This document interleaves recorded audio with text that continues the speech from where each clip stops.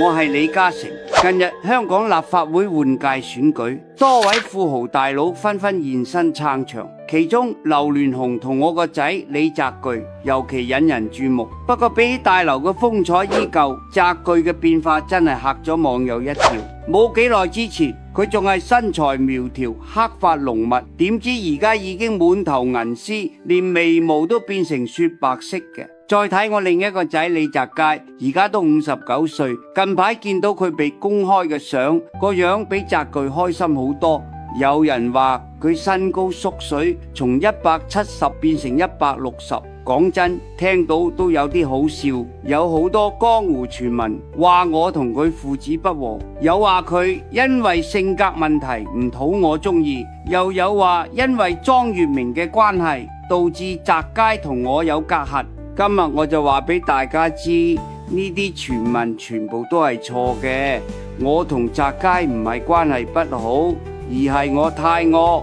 條橋唔啱我流噶，唔係關係唔好，係我呢我得滯。1990年，佢拎住我俾嘅4億美元，創辦咗 Star TV 呢間公司。喺澤楷嘅一手運作下，短短3年就賣咗出去，以9.5億美元嘅價錢賣俾傳媒大亨梅鐸，淨賺超過8億美元。憑住呢單生意，澤楷喺商界一戰成名。當然，真正令佢贏得小超人呢個名號嘅，仲係1998年到2000年之間嘅一系列神操作。但講到最令佢肉赤、最後悔嘅，都係呢段時間發生嘅事。1999年，澤楷以110萬美元買入騰訊20%嘅股份。